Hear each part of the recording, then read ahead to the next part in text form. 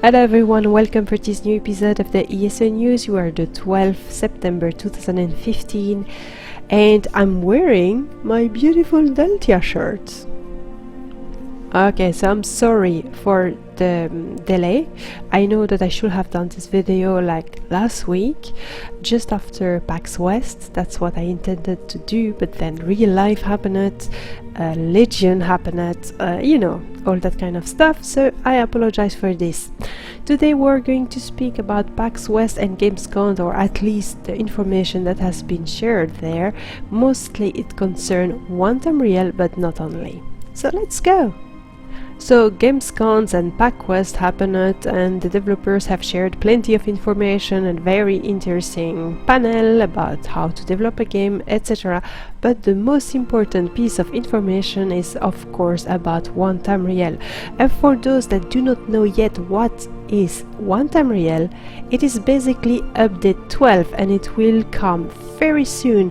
It's estimated around the 10 October for PC and probably 2 weeks later for Xbox One and PlayStation 4.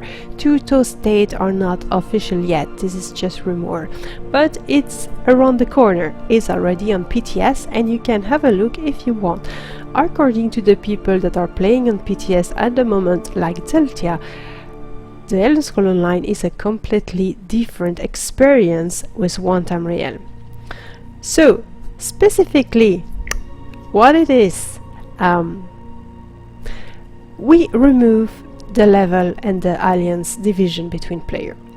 So, which means that your character will behave in any zone of the game like he would in a DLC zone. It scale up to the max level, which is at the moment champion point 160. The loot he will receive fit his own level. The harvest node that he meets will fit for the half his level and the other half his crafting level. Which means that you can consider that the whole game will be exactly like the DLC zones. And that's exactly what the developers intended to do. They wanted to give the same experience. So every zone has been redesigned as well. So you really have the solo content that you can do alone, which are the quest, and the small group content, which is world bosses, no, not the world boss, delves and public dungeon, and then the heavy group content, which is the dark and core and the world bosses.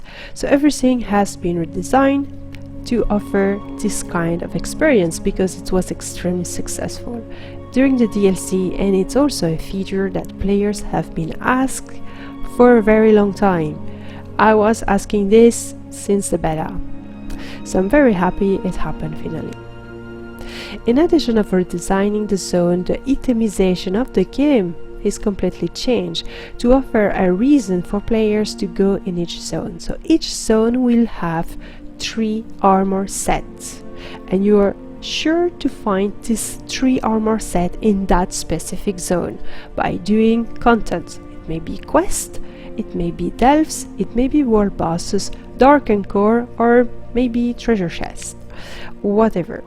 You can find the complete list of those new items on deltiasgaming.com. The dungeon have changed and I will speak about that a little bit later, but every dungeon that is currently in the game right now will have a normal version, a veteran version, and a hard mode on the last boss in the veteran version. Which means that Fungal Grotto will have 4 different versions, because you have Fungal Grotto normal that will have a veteran version now, and Fungal Grotto veteran that will have a normal version, if you follow what I mean. That means also that you have 16 new monster mask and shoulder that comes in the game, and you can find a very nice video at Crucifer Gaming that show off all the new masks, so go check that. Very important as well, Craglorn is completely revamped. Once again, it's to fit the same spirit, the same mindset that the DLC zone. So you will have solo content, which are the quest line.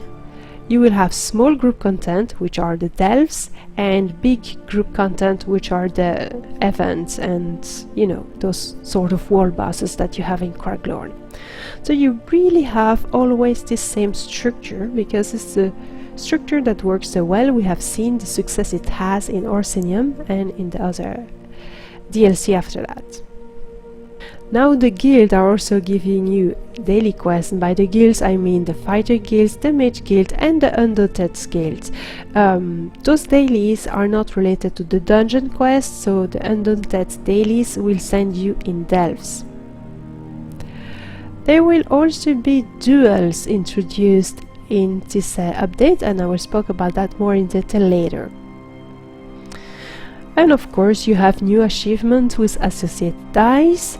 In silver and gold Cadwell, you can consider that now it's just some story mode. You will still have the rewards, but you do not need to focus on it like before. So if I'm not very clear, that means that in future your character will be able to quest anywhere in the world. You will always gain experience, you will always gain loot, you will always gain harvest mode. You can group up with anyone, do not matter his alliance, do not matter his level, which means that the game is becoming a lot more social, a lot more flexible. This is what it should have been at the release, but it has not. Better too late than never. But Tamriel is not only new content, it is also... Yes, I changed the t-shirt, and this is because I completely forgot to speak about this. Weapon Ultimate, how could I have forgotten that? Sorry. So, Weapon Ultimate, yes, you have heard it well. Each weapon will have one ultimate with 2 morphs. It is currently being tested on the PTS. You can see the list in the patch notes on the PTS forum with the link below. It is being tested, so it might change. But it's quite interesting, and this is something that players wanted for a long time, so you will have a lot more variety in your build as well. Besides that, there is not change to classes and skill lines, so do not stress too much. The meta should kind of stay the same, beside the new set of armor, obviously, and those ultimates. Another novelty is the coming of the Holidays event, and we will start in November-October with the Festival of the Witch, and in December around the New Year with the Festival of the New Life. Those events are tied to the lore, so it's nothing completely invented. It fits Tamriel's lore and Tamriel's holidays, and those events are aimed mostly for lore fans and role player. It will give you some quests to do and some achievements to accomplish, and some rewards which will be cosmetic, consumable, motifs, etc. The first one, very soon. Exciting. Now let's back to those dungeons and what's happening in Tamriel. So as I said earlier, every dungeon currently in the game will have a normal version, a veteran version, which means that some of the dungeons that are currently in the game right now will have 4 different versions. This will be called Fungal Grotto 1, Fungal Grotto 2, or Banished Cell 1, Banished Cell 2, etc. You got it. Each final boss will also have a hard mode that you can activate, like with a scroll, like it is currently in Elden's Hollow veteran version. Those hard modes can only be activated in the veteran version of the dungeon, obviously. So, what will you gain by doing so? First of all, you are guaranteed to have a monster mask on the veteran version of each dungeon, and you do not need to do the hard mode for that, just the veteran version. You also obtain some keys if you do the Undaunted quest, and the Undaunted quest has been adapted for the change. Now you will have 3 quest givers. Those 3 quest givers will be related to certain dungeon only. So you have one quest giver that's take care of the 6 first dungeon, the second quest giver take care of the 6 next dungeon, and the last quest giver take care of the DLC dungeon. So the people that do not own the DLC, they can focus on 2 Undaunted quests and not care about that third one. It will not mess up the rotation anymore. each of those quest giver have a chest, and in that chest you can find some loot, and you are guaranteed to have some shoulder, the shoulder of the dungeons related to the quest giver. Do you follow me? Okay, so now when you do the normal mode, you have one key. When you do the veteran mode, you have one key, but the guarantee of having the monster mask on the last boss. And when you do the hard mode, you receive two keys. So those keys are not bronze, silver or gold, that's finished, it's undaunted key. And you can choose the chest you want to open. So let's say that you do the DLC daily, but you don't care about those shoulders, you can open the shoulder from another chest, even by doing that daily. So you can really concentrate on what loot you want to get. So basically those changes make gearing up a lot easier, because you're guaranteed to have a monster mask and you're guaranteed to have some shoulder if you do the quest, and you can choose the chest you want. So I think that's make the whole gearing up system very easy. In addition, you know that every loot from dungeon and trials are bind on looting or bind on pickup, but you can exchange it with other players that are present in your group. So that's a feature that has been implemented last update, and it's very working well, and it's very interesting. I'm using it all the time, so it's just a win-win situation for everyone.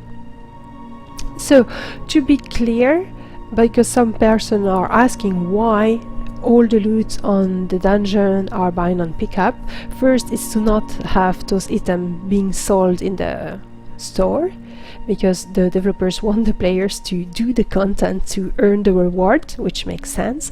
And also it's for more clarity, so you know that everything in dungeon, everything in trials, in bind on pickup, you can exchange with the people in your group, but you cannot sell it. But everything in the world is bind on equip, and so you can make fortune with the stuff that you earn by doing quests and world boss. I hope my explanation was somehow clear. I'm sorry if it's not. And now let's speak about something I never do, PvP. Brian Wheeler has explained a lot of stuff during the PAX West. His panel was very interesting, even for someone that do not do PvP. And there is many changes coming in update 12 regarding the PvP. So first of all, for everyone complaining about lag, the situation has improved a lot. There's still lag, but it's a lot less bad than it was before. They have done a lot of improvement on the server. They have done a lot of improvement regarding various abilities that are more performant now.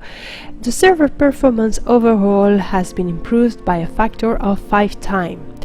The next step they are doing, the next improvement, is regarding the client, and that will matter especially for console, because the problem on console and on Xbox One apparently is the client. It's not the server. Some new improvements on PvP. First of all monster and guard and everything will be updated to 160 champion points. Before it was 140 champion points. You will be able to respawn out of an outpost. I'm not sure to understand that, whatever. The ballista now can shoot down, so the angle of the ballista have changed, which means that you can use a ballista on the wall and shoot down the players that are below. The teats and trophy that you find in Imperial City can now open any doors, including the doors inside the White Gold Tower and the Imperial Prison. There is also a lot of change that are done in the landscape and the fortress to be sure that there is no cheesy strategy where players are just jumping inside this fortress above the wall. So they're working on everything. It's always something that they are improving. Some question has been asked by the public. For instance, why so much snare? The answer is it gives melee a way to catch up players, And also stun is not very fun, so the developers try to avoid to have the players being completely locked. The snare is better because even if they are slowed down, they still can do something and fight for their life. Will we have a PvP DLC? And the answer is yes, and it seems to be very exciting. Brian Wheeler seems to be eager to speak more about it, but he cannot. It will probably include Battleground. Regarding the future Battleground, Imperial City and Cyrodiil, a lot of players are worried that once a Battleground comes, players will play in the Battlegrounds and not in Cyrodiil anymore, and that it will drain out a part of the population. To what Brian Wheeler said, we want the players to play ESO the way they want and to choose the activity they prefer to do. Some players will prefer Battleground, some players will prefer Cyrodiil, some players will prefer nothing at all. That's me. It doesn't matter, and the population will always even out that way. It's not something to worry about. What they will pay a lot of attention to is the reward system, to be sure that there is not one activity that offers a better reward and that will force the players to play that particular activity to gain their gear. The 15 Days campaign and the gated Imperial City campaigns were the less successful, but the developers are considering to add more campaigns depending of the success of Tamriel and how much players are coming back to the game at that point. They have said that they need a new campaign in North America server, but they're waiting Tamriel to decide what they're doing and which sort of campaign it will be. Some players have been asking if it was possible to block the experience gain so they can play forever in a non-veteran campaign. And apparently they received that question a lot, but I don't have an answer for you. Sorry. And voila, that's all for PvP. Next subject is Duel, which is also a sort of PvP thing. Players have been begging for Duel since the very earliest day of the Elder Scrolls Online, and finally it's coming! Rejoice! So the Duel will happen, you can say it will happen exactly like World of Warcraft, but I will explain you how it works in World of Warcraft. You can use your social wheel to provoke someone in Duel. You will have a flag between the two persons and several things will happen. First of all, at the moment the duel starts, no one can be affected by the duel and no one can affect the duel anymore. So you cannot heal someone that is currently dueling. It only happens between them. It's completely blocked by the server. The two persons that are dueling have the battle spirit. The battle spirit increases their life and gives them more mitigation and more resistance. This is to fit the sort of combat that you have in Cyrodiil and to be sure that the players will have not two different experiences. So you can duel with other players to test out builds and gear and then apply it in Cyrodiil because it is exactly the same. When you're dueling, you're still being able to be attacked by monster. This has been done to ensure that players will not duel to tank a wall boss, for instance. So you need to be careful if you're in the wild because you can be attacked and killed by monster. And you need to pay attention also to the justice system because the duel do not make you immune to guard if you're being researched. The duel is finished when one player's life reaches 0, so the player is dead, but you will have a free resurrection, so do not worry about that, and players can also resurrect you obviously. If you don't want to duel, probably like me, you can select a new option in your social panel and you can auto decline, but when you have done that you still can initiate a duel. It's just that you will not be harassed by other players. There's also a cap in the limit of number of duels that can happen in the same area. This to not be completely crowded by flags and people fighting everywhere. For now, the duels are allowed in cities, but it may change in future depending of how it happened. But for now, it is supposed that the duelist will not want to duel inside a city because it's too crowded and they will want to be outside anyway, but we never know what can happen in future.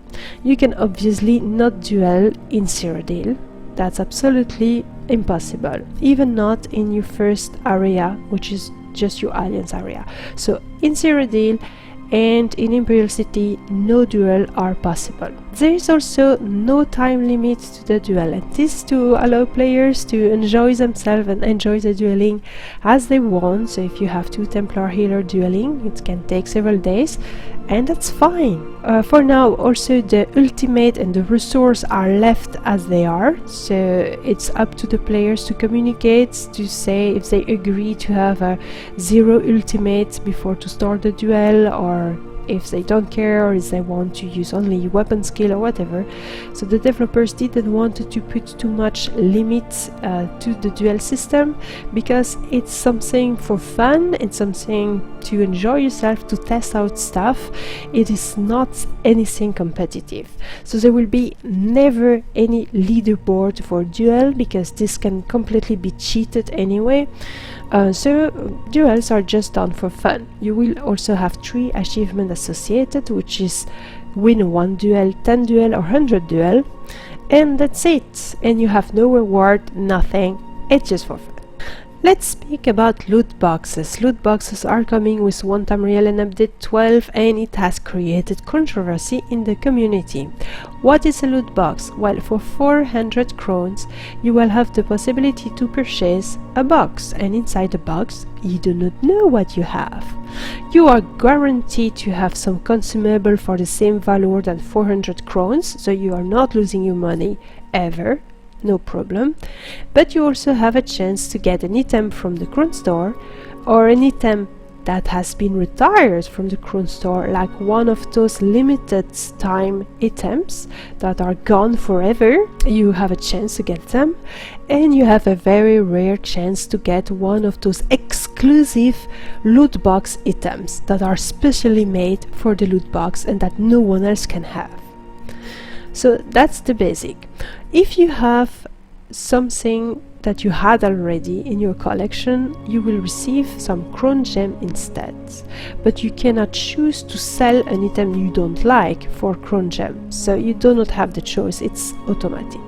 With those crown gem you can purchase some items in a specific area of the crown store that are only sold for crown gem. You will also have some sort of season in the crown store, so they will rotate items and stuff like that, so it will not always be the same items that are available. This creates a lot of controversy in the community. The people are shared about that. Some people are satisfied about it, some people hate it, and some people have no idea of what's going on and do not care or whatever. Myself, I had difficulties to know where I was situated, but we will not talk about that now. There are several persons, well-known members of the community, that have shared their opinion. For instance, Miss Biz, she has made a video regarding this. I suggest you to watch it. She's quite fine with the concept, except for the exclusive items. She's absolutely not happy with that, because it will force some players to gamble to obtain this exclusive item, and some people do not want to gamble. Some people are also forbidden to gamble because they are sick. Elder Scroll Off the Record is relatively fine with it. All members were quite happy about the system and satisfied that they were ensured that there was not pay to win items, because that's what it is. It's only cosmetic items and some consumables, so nothing to worry about on that matter. And also Zenimax, or the developers, have played other games and like Black Desert, and they didn't like the cash up of Black Desert at all, so it will not come in the Elder Scrolls Online, they said. But some people like Isari or Agelos from Tales of Tamriel really hate the loot crate, to the point that Agelos stopped to play. And Isari made some nice point into this video where they talk about it, so I really recommend you to watch it. His point of view basically is saying that everything that you find in the crown store is retired from the game, that because we have this crown store, we are deprived of months that we could earn via achievements, etc. So more Zenimax is putting attention to the crown store, less we will have stuff to do in the game, and that's very, very bad calculation. He explained this a lot better, so I really recommend you to watch the moment where he's saying this. I will put all information below like usual. So let's see what we have in the crown store this month.